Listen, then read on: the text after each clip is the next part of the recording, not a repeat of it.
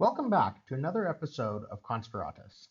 Once again, for the second episode in a row, instead of putting out some original content, which would be work, we're instead going to go ahead and replay the recording from another event that took place a few weeks ago. Once again during Berlin Blockchain Week, but instead of being a recording from DAppCon, it is from the Web3 Summit. So many of you who've been listening for a while will remember in episode 7 where Nate and I talked about the straightEDGE project that I was working on. And so, straightEDGE is actually launching this week that we're putting out this episode. And so a few weeks ago at the Web3 Summit, we had a live debate between myself, representing straightEDGE, and Ryan Zurrer, who is an advisor to the Edgeware project, representing the Edgeware project. And we were kind of debating the merits of Edgeware versus straightEDGE.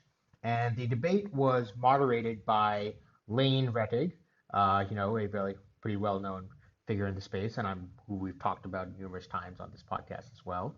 And then, there's even a surprise guest appearance from Dillon Chen, who is the founder of Commonwealth and Edgeware. So, really interesting episode.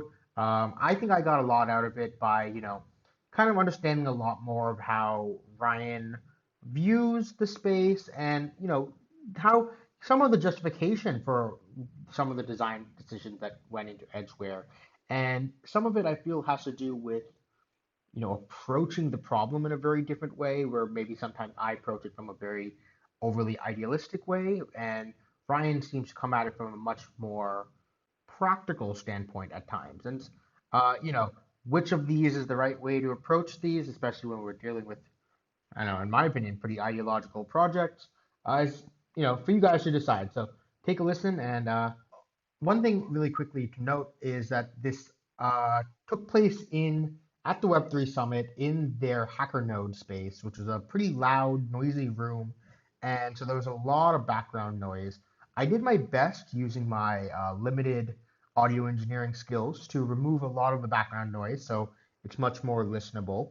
But doing that, the voices sound maybe a little bit like a little bit nasally or a little bit damp at times, and also the audio setup in this very hacky room was not the best. We had one microphone, and so Ryan is a little bit farther away from the microphone, and so sometimes it's a little bit harder to hear him. So I gained his audio as much as I could, but just be warned that it does sound a little bit muffled. So once again, sorry for the audio quality, but that's just how it goes sometimes when we're recording live events on the go. So, anyways, hope you guys enjoy.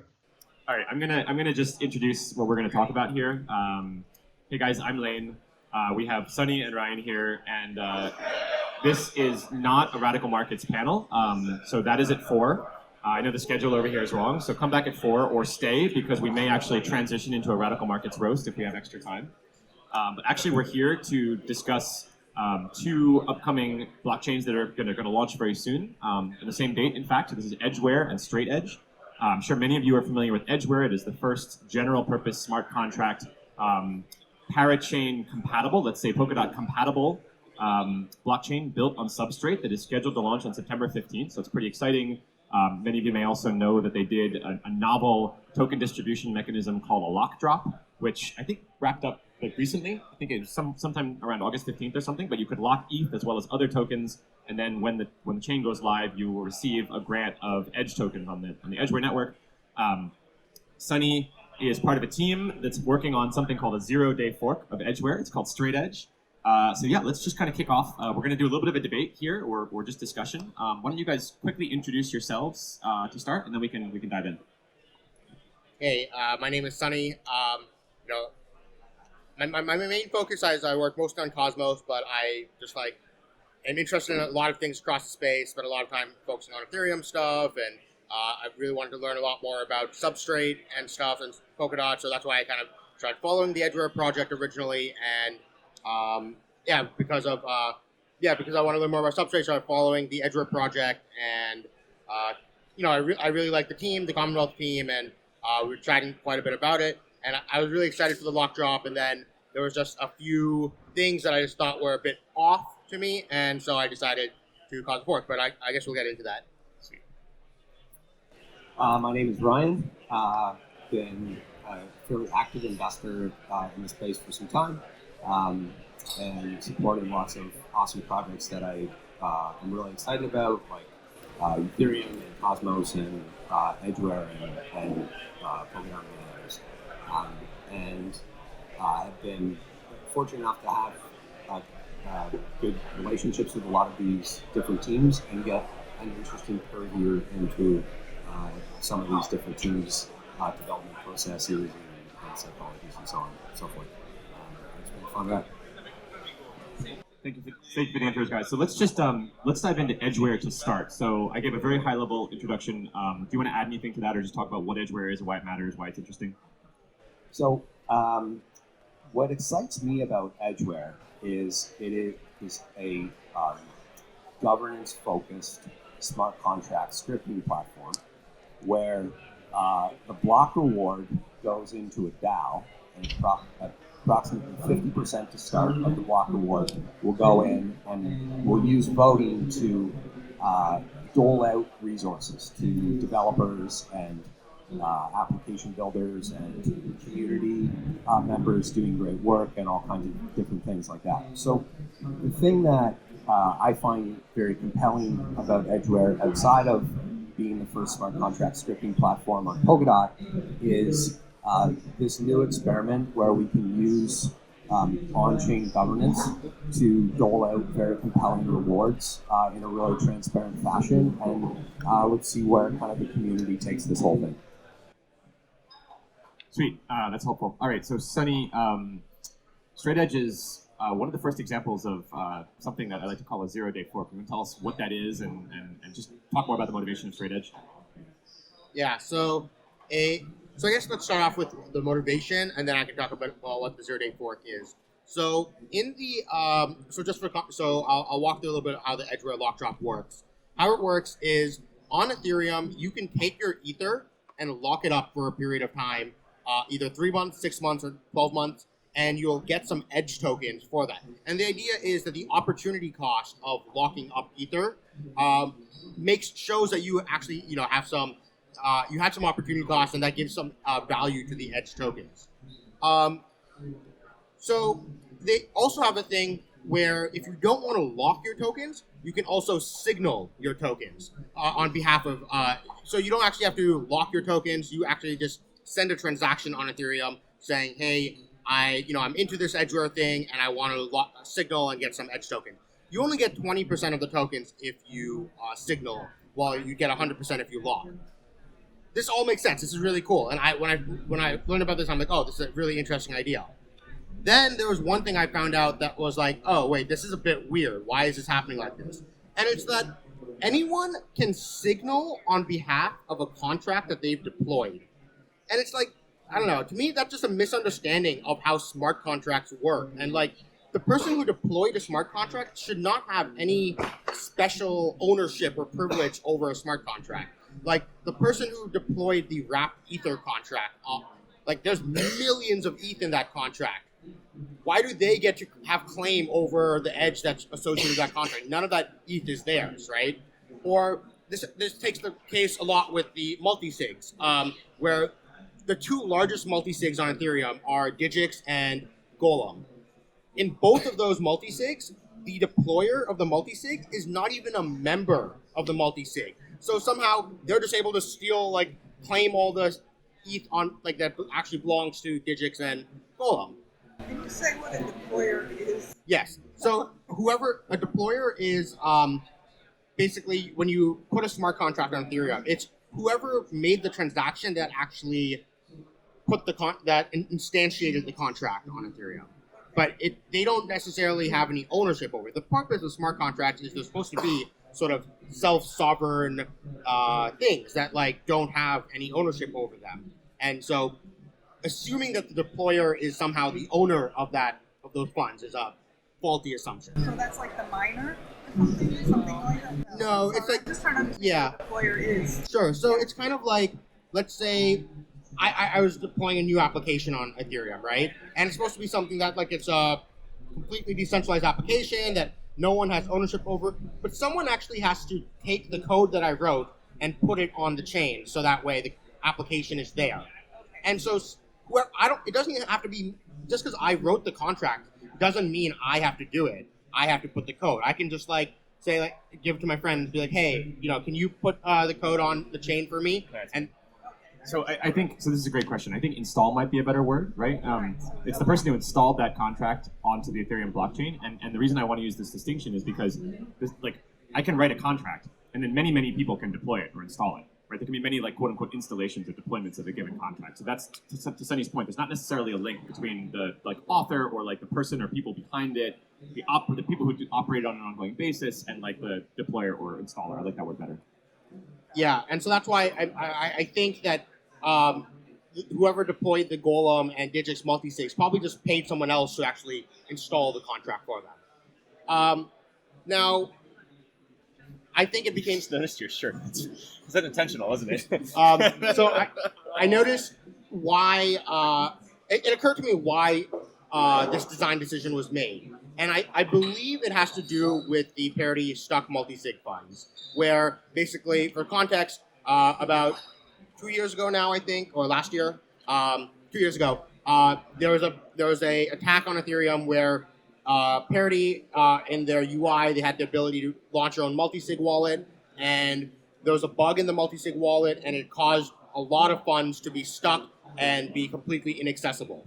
And it seems to me that the Web3 Foundation was interested in, having some sort of liquidity on those stuck funds. And there's a close relationship between the Web3 Foundation and the main developers of the Edgeware project, Commonwealth. And maybe Ryan can probably go a little bit more into that. Or Dillon. But essentially, yeah. So I just thought that it was very weird. And then, 2 or 3 days before the start of the lock drop, there was a second rule that was added in called the Generalized lock policy, which said, okay, no. If a contract that you signal on behalf of acts like a lock, that actually counts as a full lock. So, and the idea here is basically, look, those parity multisig stuck funds, they kind of act like a lock. You can't move funds out of them. So, let's just give them the full lock amount. And so the problem here is that everyone else who's participating in the lock drop process of Edgeware is actually taking some opportunity cost, and they're foregoing something in order to earn these edge tokens, while the Web3 Foundation, by signaling on behalf of their stuck funds, is not actually taking on any opportunity cost, because there is no opportunity cost. Those funds are stuck one way or another.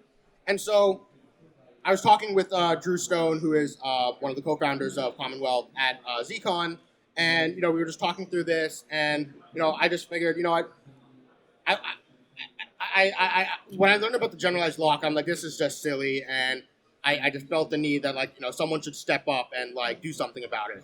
And so I created we created this idea called straightEDGE, which is, we're calling it a 0-day fork. It is it's a fork that happens at the initial launch of another chain. So Edgeware is launching on September 15th. straightEDGE will launch on September 15th as well at the same time. And I think this is a cool governance experiment that has never really been done before in the blockchain space. There's many forks, we can tally them off incessantly, but I don't think there's been a good example of a fork that's started at the same time as another chain. Question. It's a tiny question, but the change that was made, this is actually to you guys as well, is it for all signaled accounts, or is it only smart contract signaling? Which was the one in the last 3 days that was changed? The thing that was changed in the last 3 days was the generalized lock, which said a smart contract that's signaled on behalf of, but acts like a lock, actually counts as a full lock. And this is such a weird, nuanced, rule that there's, only one clear reason that this is done. Let's give him a chance to respond. Just one quick additional thought on 0-day forks before we go to Ryan for a response, which is just that not only are you guys forking the code and launching on the same day, you're also using the rest of the lock drop, right? So you're going to hand tokens out to everyone who locked ETH, but not who signaled, right? Okay. Cool. Not who signaled on behalf of our contract. Right. Cool. All right. So let's contextualize a couple things before we start. First, I want to make sure that everybody's clear that my arguments with respect to Sunny's positions are really about those ideas and not about the man. Because in this case, the man is the man. He's super OG. His podcast has actually had an enormous influence on my own development in the space. I love his project, and small confession, I probably own a larger percentage of Cosmos than I do of Pokemon. But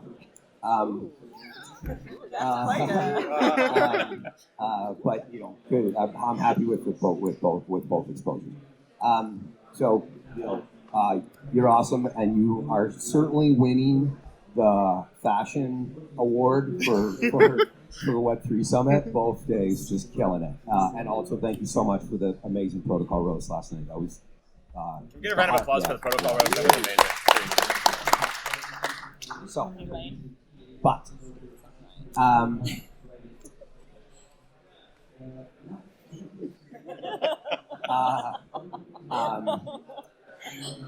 in this case, the 0-day fork doesn't make sense for a couple of reasons.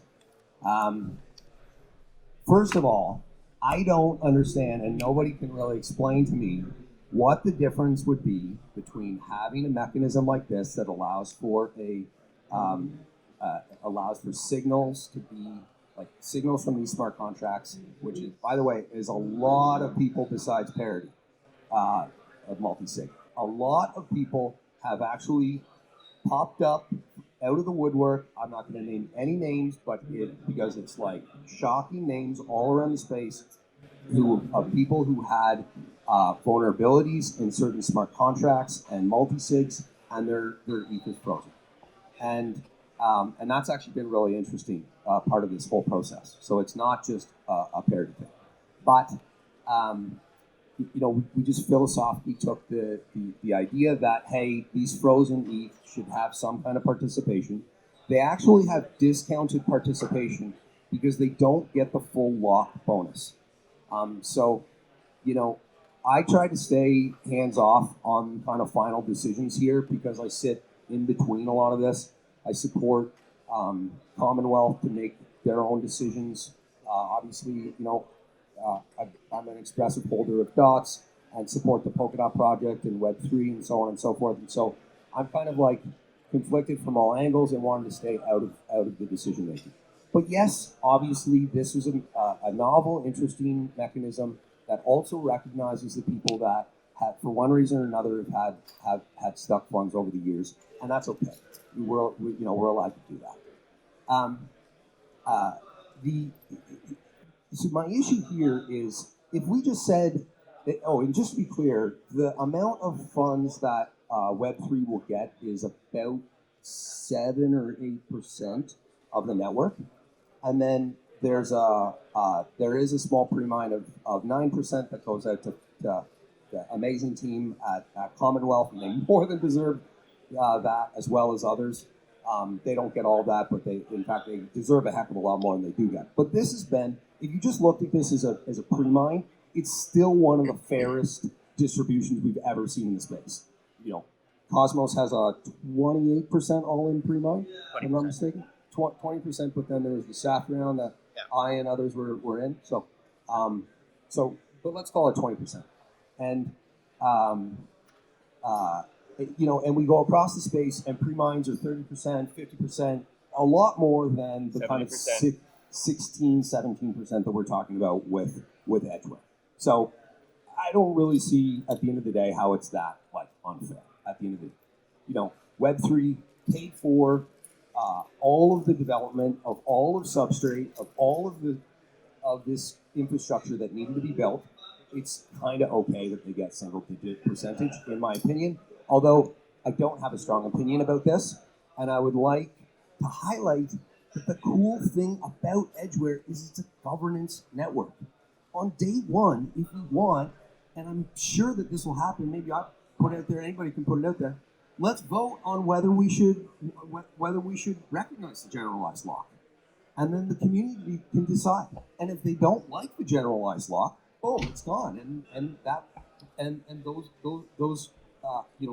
those addresses don't receive those tokens.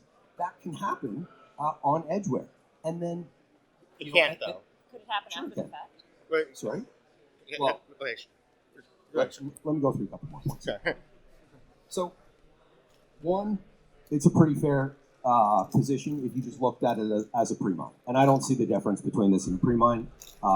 Two, the community will vote over time at some point as to whether they recognize those addresses or not. There will be community debate and eventually a decision on these matters. And that's what's great about governance projects, is there's debate, but then there's a decision, and it's over, and we stop the incessant social media discussions. Number two. Number three, and this is really goes more directly to you.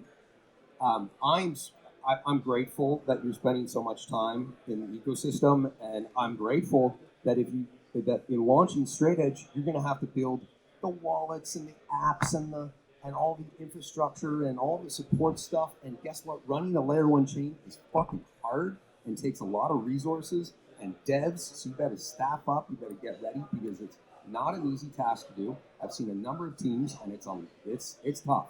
It's, Christmas Eve at midnight, you're getting Sybil attacked, and you got to fix that kind of thing. So the worst time to fork is when there isn't that much value established in the network, i.e. day zero. If I'm going to fork something, I'm going to fork the most robust, most valuable network with all of the tooling already available and DeFi stuff, so I can just take all of that and I capture that value together with it. Honestly, day zero fork is the equivalent of stealing a car, but just stealing the chassis before the car's even built, right? If I'm going to steal a car, I want to steal like a fully loaded Ferrari, because that is at least worth my time. So super happy to have you building this car, because you know what? You're one of the few people who's got the talent to do it. We're grateful that you're along for this ride. I still get my straightEDGE tokens, so nobody loves a good fork dividend like I do. And I'm super pumped about it. However, I would caution the decision, because is this the most valuable thing that you can be doing with your time? And especially if Edgeware just makes a decision over time with respect to how much they support this generalized lock as a community, I feel like maybe the raison d'etre could be dramatically diminished in that moment. Awesome. Thanks for the response, Ryan. Bunch of points there. You're taking notes. That's good. Taking notes, yeah. Sunny, are you trying to steal a car before it's got wheels on it? No. I am trying to fix a car. I don't know how this analogy works. This is a weird analogy. The car has a broken engine. I'm trying to fix the engine or something. Okay, well, I just want to correct one thing though about you can't fix Edgeware after it launches. So before the generalized lock was announced, my plan was actually the rules of the lock drop are such that signals are actually locked for 1 year, but locks are actually immediately liquid. And so my plan originally was that once Edgeware launches, I will make a governance proposal to remove the tokens from signalers. Can we clarify what that means? So just to be clear, I just want to make sure everyone's on the same page here. There's two ways to participate in the lock drop, right? You can either lock your ETH, which means you actually send it into a contract and you're giving up the opportunity cost and you'll get it back after some point in time, 3 months, 6 months, or 12 months, right? Or alternatively, you can choose to do what's called signaling. And if you signal instead, you keep your ETH. You're just making a transaction that just says, I signal in support of this, whatever, right? And then you get, 80% discount. You get 20% of the tokens or something like that in the case of signaling. But there's one more important difference, which is that in the case of locking, those tokens, the edge tokens that are minted, become liquid immediately when the chain launches. Whereas in the case of a signal, it's a year, I think, right? Yeah. So there's a year in which governance things could happen. I just want to make sure everyone's clear about that. Yeah, and so because of that, if we had only given edge tokens to people who have signaled, then we could have used governance to undo that after launch. Right. But because some of those signals could actually count as generalized locks, and they'd actually act as a lock. And so that way, they'd get their tokens liquid immediately. As soon as the chain launches, they could just move their tokens to a bunch of new addresses, and we can't stop that anymore. We can't use governance to prevent that. It's kind of like, you can't use governance to prevent an attacker who steals funds because, you don't know whose funds they are at that point. They may have already spent them and whatnot. So because of the generalized lock is actually why we can't solve this problem. So can governance not I'm not super familiar with how governance will work in Edgeware, but is it not possible to do things like minting new tokens or like an irregular state transition, like changing the ownership of tokens or something like that? Yeah. Okay. But you don't know who those tokens. So let's say I'm the Web3 Foundation. I generalized locked my my tokens, right? And so as soon as Edgeware launches, my tokens are liquid. Right. Now, what I could just do then is, as soon as the chain launches, I'm going to go and sell my tokens right away. And now you can't remove my tokens because those tokens don't belong to me anymore. There's some poor buyer who bought them on the open market, and you're going to be slashing their tokens instead.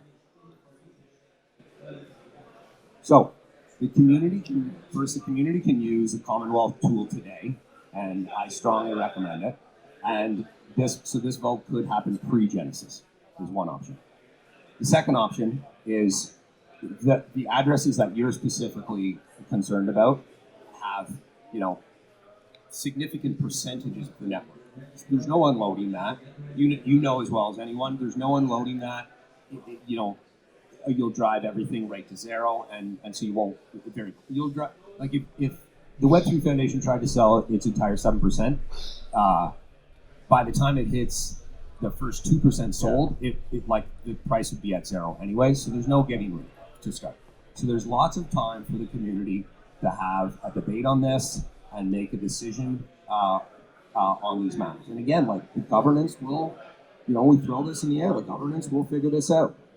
And then I'd like to make a clarification here, and this is an important one, that the generalized locked addresses don't get the bonus, even though they're locked up for a long period, for longer than any of these other locks will be. They don't receive the bonus. And very truthfully, there's a lot of people, and there was a debate, and I understand the other side from inside Web3 and Parity, that were like, hey, actually, why don't we all, don't we deserve the bonus? Our thing is locked, our tokens are locked just like everyone else's. And so, not to quote, the Game of Thrones from the final episode, but it seems like a compromise occurred where neither side was really happy. The community wasn't too happy about the generalized lock. The people who had frozen ETH weren't too happy because they didn't get the bonus and they're diluted thusly. And so myself, kind of sitting impartially in the middle of this, I kind of think that one of those compromises where nobody's really happy is probably close to the right decision. It feels. Or the people. So the bonus is huge. The bonus was 250% to start, right? So it would have been we're talking about, you would have more than doubled the Web3 position. It would have been up around 20%. And so that's a significant amount. And Edgeware, we're all pretty optimistic that this is going to be a valuable network. That's going to look like a lot of money one day. And so, again, compromise, and I'm hopeful that crypto governance ushers in an era of more compromise and less, yelling at each other on Twitter with no compromise. And this was an early example of, and I tip my hat to the Edgeware guys, where they struck a decision for themselves that they felt was reasonable and they could defend and look everyone straight in the eye and say, yep, we think that this is reasonable. And they showed great wisdom and courage in doing that. And nobody's totally happy about it, which probably indicates it's a good decision. So, another piece that I think what got a lot of the community upset is that this, if the goal was to come at a compromise and say that, look, there's people who have stuck funds due to multiple reasons throughout the Ethereum ecosystem, and we want a way to help them out. if you want to compromise, you should approach the compromise in good faith and lay all the cards out on the table and be like, this is what we're trying to do.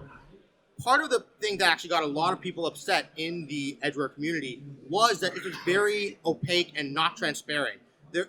I feel like the generalized lock stuff was done without like being upfront of like, look, if they just came up front and said, look, this is to help the people who have stuck funds, I think a lot of the community may have been more okay with it. But I feel it's like there's almost an attempt of like, trying to sneak it in and thinking people won't even notice what the intention of this thing was. And a lot of people did notice, and I think that's part of the issue why why a lot of people were fearful of this compromise, because it felt that it wasn't coming in good faith.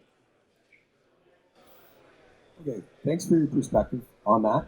But I mean, I'm sitting here right now, totally transparently saying that, part of this was an attempt to recognize that many people have suffered this over the course of the years of Ethereum, and we wanted and a lot of them are really talented devs, by the way, because their funds got stuck in early contracts that they were playing around with, and we wanted to incentivize those guys, including, parity people, which, by the way, are really talented devs. So let's incentivize talent, because that's what we need to grow this community. Anybody who didn't like it didn't have to participate, and nothing changed post genesis of the lock drop, and I can appreciate a small subset, getting up on this nuance, but I just look at it like, if it was a pre-mine of 20%, it's just tomato. It's not that big of a deal. And Dillon and I have flown all around the world in the last half year talking about Edgeware to different people. And overwhelmingly, the feedback is actually, this is really cool. I feel like finally there's a chain where I can get paid even if I'm not like a whale at the start who was there around, and let's play around with governance, and maybe this thing blows up, which, by the way, another disclaimer, maybe this thing blows up, and it's not a test net, but it's certainly a test bed and we're excited for the experiment. This is about experimentation on governance first and foremost.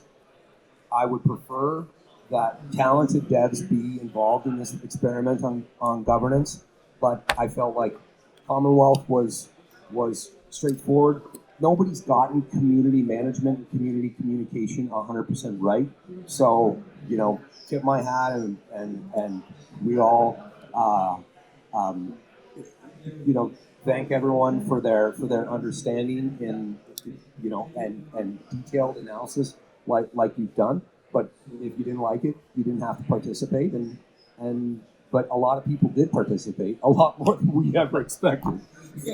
And we're excited about where it goes from here as a result. And again, it's a governance network. That community is going to make a decision as a community about whether they respect this generalized lock or not. It's totally out of our hands.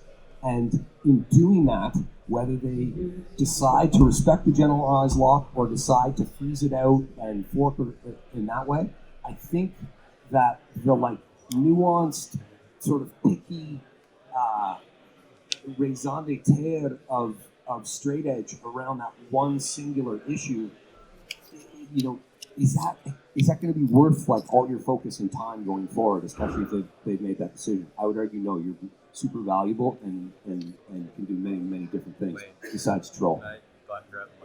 Yeah. So we happen to have one of the Edgeware co-founders coming up. I need some support. So we're going to loop in Dillon for his feedback. Thank you for organizing this. This is super awesome. I think, to the second thing, I want to kind of step back from this and basically say that the community is already taking ownership of the governance process, right? So even before launch, I think this is such a healthy discussion. So again, thank you for organizing this. I think the third thing to highlight what you said is, and what Ryan also said, was the fact that we didn't really know what was going to happen. There's so many experiments, turtles on turtles on turtles. I said that earlier today in this exact spot.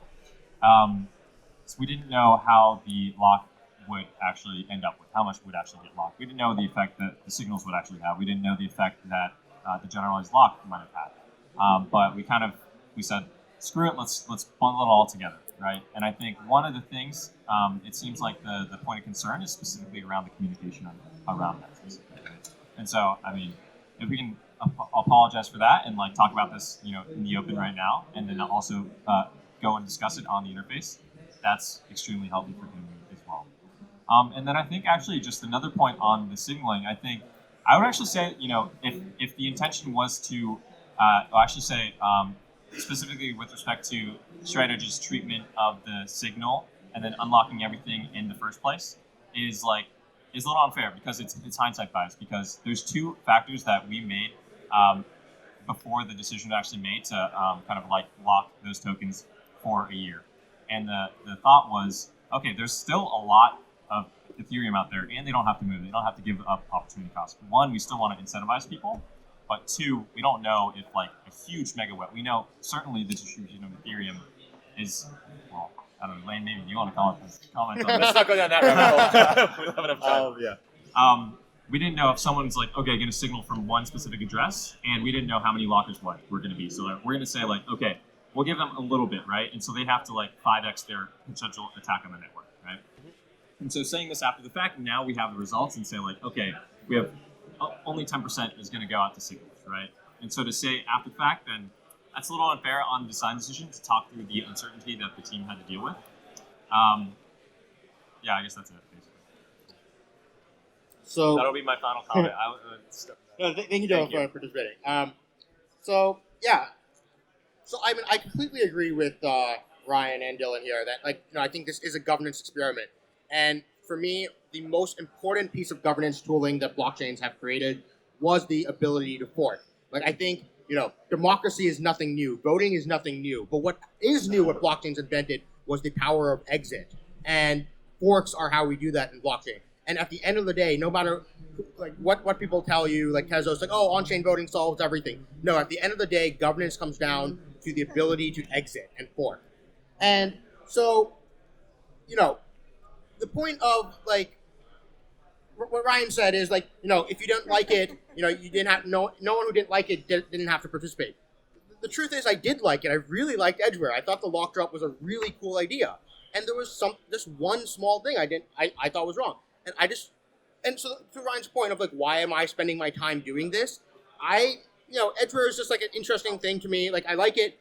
The reason I'm doing this is because I want to inspire people that if you see something wrong in the space, go fix it. Don't just say, oh, it's other people. I don't have a decision-making power over this. I want to empower the community to if don't let people trample over your rights. If you don't like something, create something to fix it. And there's been a lot of people throughout Edgeware who've been really. The lock drop is amazing. How much ether has been locked so far? But at the same time, there's been a lot of support for straightEDGE as well. There's been a lot of people within the Edgeware community who've reached out to us and said, wow, we were thinking the same thing, and we're really happy that people have stepped up and do it. There's people who I didn't even reach. So Chris Hopcroft, who's right behind the camera right now, I didn't even know him a month ago, but he reached out to me. He's this is such a cool idea, and I want to be a part of this, and how can I help? And he spent hours and hours at this point, dedicating his time into this and making this thing a reality. There's developers who are spending their time. Julian, who just got up a second ago, he was just here a second ago. He's been spending a lot of time helping us put together testnets and Genesis files, and people are dedicating their time into this, which means that it is something worthy of doing, and you can't just write it off as saying that it's just a little side thing. So you heard it here first, Sunny, as crypto political activist. Do you mind if we take one audience question? Okay.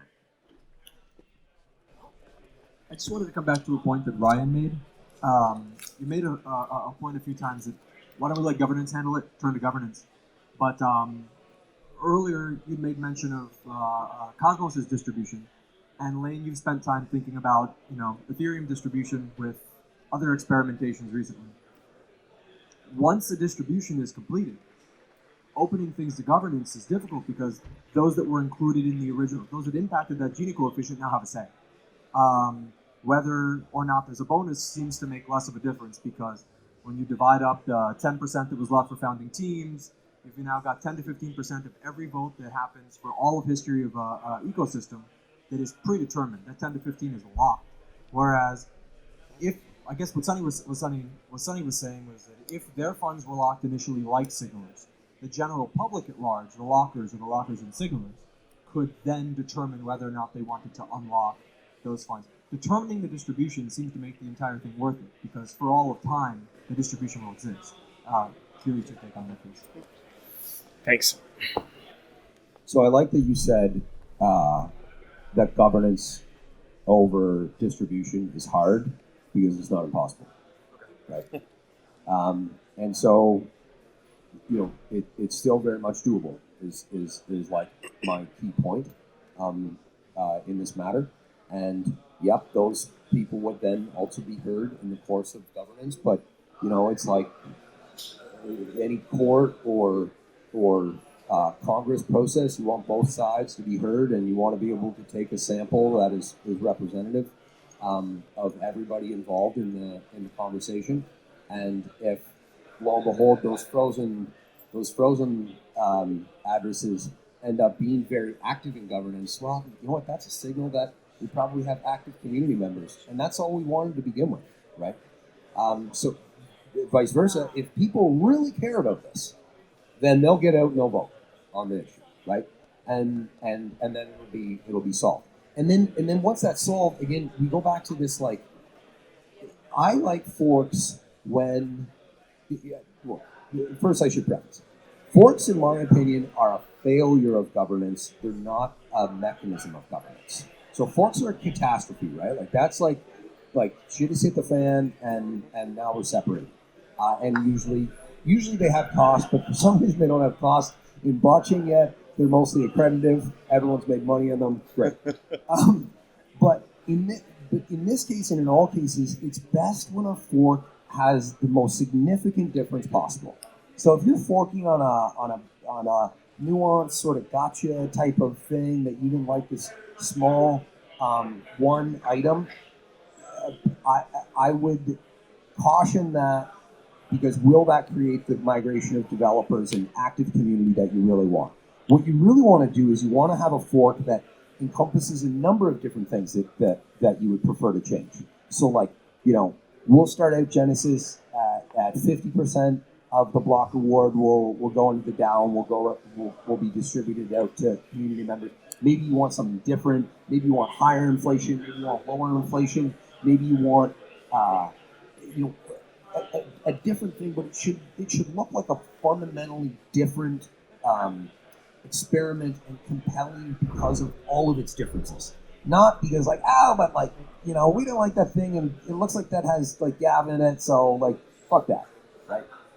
Try to make the fork as compelling and unique as possible, because we're swimming in blockchains. We're not swimming in developers to support those blockchains. And again, running one of these things is hard. It needs steps. And that brings me to the other point. You'd mentioned on your podcast a few weeks ago that it wasn't clear that you had devs working on this full time. And the nice thing about Edgeware is it's got some badass, talented devs working on it. Guys like Drew Stone, who's your friend. These are incredibly valuable developers. A handful of developers really drive blockchains forward, right? Whether it's Vitalik in Ethereum or Rob Habermeyer in Polkadot or others. It's really like a couple of extremely talented people that come together and create extraordinary value. And if you want to inspire a great talented mind like a Drew Stone, I would argue that you need to have a raison d'etre that's compelling and really unique, and then, because otherwise you just end up like ETC and you're like, yeah, but remember that time, like we hated that, right? Like, and it doesn't really make sense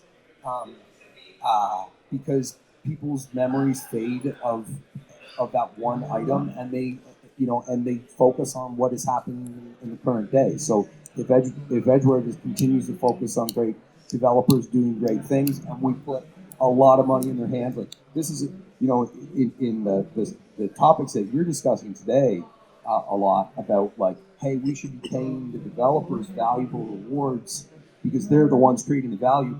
And you and I joke around all the time that everybody in Ethereum is basically working a big chunk of their time in pro of Anthony Delorio, and having a network like Edgeware where we want to. The whole thing about this is we want to go and make the developers that build Edgeware rich, straight up. And so, again, I love a good fork dividend, but hope that it has more of an ethos to it than we didn't like the fact that this was communicated poorly. So it's really interesting. I think we've gotten to the heart of the matter, or at least one of the kind of core questions on the table, which is just like, are forks supposed to be these like, and we struggle with this in Ethereum as well, right? Should they be like these once in a millennia, like super dire, things, and as you said, they represent some failure of governance, and they're to be avoided at all costs, and it's sort of akin to like a civil war and like the nation state level. Or on the other hand, as I think Sunny was kind of suggesting, are forks something that we want to embrace? Are they kind of our superpower? Do we want to like just let the forks happen and have a lot of like low cost forks, especially early in the life of a network? And to Ryan's point as well, do we want to sort of have things like forks when we don't necessarily have a bunch of developers or a big team or funding behind it? Like, which comes first, like the fork or the story, or the fork kind of? We have to have a question soon. Yeah. On top of that, Hold the mic close to your mouth. okay, so great debate yesterday, amazing roast, very sportive. It was fun, seriously. One thing that I always look for is like, what are the collaboration opportunities where there are two differently opinionated person, maybe sometimes opposite. In which case, where Ryan would consider working with like in the team, or would you consider working with the team? Like, what compromises both are willing to make it together? Because as said, very few developers drive the blockchain, and dividing them even further will not help. So yeah, either can go first, but just curious, what would be the compromise where we can see once either straightEDGE or Edgeware working together? Whoever. So I think this actually relates to what I was going to say for Ryan anyways, which is the code bases of Edgware and straightEDGE are the same. The distribution of the tokens is almost the same. Commonwealth gets the same tokens on both chains. They're equally incentivized to work on both sides of the chain. And I think when these networks are very small, that's when we have the opportunity to do experimentation. And I don't consider it, this is not a catastrophic fork. That's what I was interested in experimenting. This 0-day fork, there's no catastrophe here because I'm not destroying a big thing. It's like, it's just a little experiment, and then we see, when you garden, you plant a bunch of seeds, not all of them grow, but once some of them start to grow, then you really start to nurture those. And I just wanted to provide an alternative to the Edgeware community, to Commonwealth, to Parity, to the Web3 Foundation. I want to make a governance proposal on straightEDGE at some point to say, hey, let's give the Web3 Foundation some funds because of all their work in like funding substrate development and whatnot. Like I think, and so with the collaboration, I think that I would like to see more encouraging of these code bases are like the exact same thing right now. And so, any code that works on one will work on the other. And what I'm most interested to see is what can I do to incentivize some of these different stakeholders, community, Commonwealth, Parity, to want to work on straightEDGE and not just see it as this competitive thing. Because the goal was of this was never to be adversarial. It was to provide an alternative genesis for the same network. I had this I actually was thinking of calling this Edgeware Prime or something similar to that. Lane actually came up with the name. Lane actually came up with the name straightEDGE, and I thought it was a cool name. So I have to share it with Mark. You have a follow up?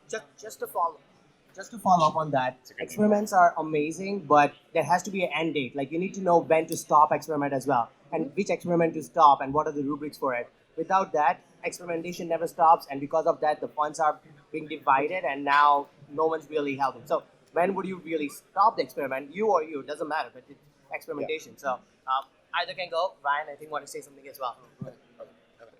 I mean, I guess it comes down to the market cap and whenever the community loses traction, and it's really hard to like say that these things happen end date. Like, the joke in blockchain is nothing ever dies because you have these things trading at dust for like at that point it is kind of dead. And even if straightEDGE dies, but we've been able to instigate more discussion around this. And so now on Edgeware, if what I would love to see is, for example, maybe the Web3 Foundation writes a smart contract on Edgeware and puts their tokens in a lock for 1 year, like the other signalers, so that way then we can use that opportunity to use Edgeware governance to decide whether or not they get those tokens. And so even if this straightEDGE project experiment initiates that kind of, it inspires some change in Edgeware, that I think is still a success of the zero-day fork. So, if just to be clear, a quick question here: if the Edgeware community came together and voted using pre-Genesis, voted using the Commonwealth tool, and sort of like a pointer to their respective addresses, and it came in overwhelmingly to not accept the generalized lock at the moment of Genesis, would that then precipitate you to not execute Edgeware or straightEDGE? It would have to be on the chain. I don't think the Commonwealth tool pre-Genesis is a sufficiently visible view into the network. So it could be on chain. I'm just thinking out loud on this subject, but it could be on chain. But do you not think that, like, if the community cares, it will either be a tsunami such that maybe 10% total, 10, 15, 10, 12% total of frozen funds are being recognized. Like, it'll either be like 85% of the community will vote to say freeze those addresses again or something like that, and it's very obvious, or they'll probably recognize, and this is the other big lesson learned here, like as interoperability pops up, I'm not sure if it's a good idea for chains to make a point of like attacking and warring with one another. And so, like, if I'll vote with my Edgeware tokens on this matter, but my thinking is, like, you know what, that Web3 Foundation team and the other people, especially because I know some of the other people, they are valuable parts of this ecosystem. I'd like to have them around. They're talented and well capitalized, and mostly here for the right reasons. Do we want to cut their heads off and then have them not participate in this community, and then possible deals for privileged positions on Polkadot then dissolve and things like that? Like, do we do a disservice to Edgeware by waging war with talented, powerful entities? I myself will migrate to the chain that is peaceful and valuable, and I think certain chains that like war with one another will mostly find out the historical fact that war is a dilutive activity, and the precipitator and the receiver of it usually both lose out in the end. So thank you for an awesome debate. We have 5 minutes left. I thought maybe we could let you guys make closing statements / take audience questions if there are any. Do you guys do you have any sort of closing thoughts or statement you want to make? I'd love to see if there's any audience questions. Okay. Yeah. You're good? Okay. Do we have any audience questions for these guys, or anything on the topic of like forks or zero-day forks? I'm going to throw out there, by the way, I'm also working on a zero-day fork, not of Edgeware, but of Libra. It's called Open Libra. So you can go to openlibra.org. I think Libra has some really awesome ideas, but like I want to remove Facebook and the other companies from the picture and make it more permissionless. So this is like a permissionless fork of Libra, which of course is open source. So like check that out, and just, I guess I'm revealing my bias here, but I'm kind of pro fork. I'm in that camp. Yeah, audience questions? I'm pro fork. I love fork dividends. I'll make sure you get your forked Libra token dividends. I think we can wrap up then. So yeah, thank you guys very much for being a great audience.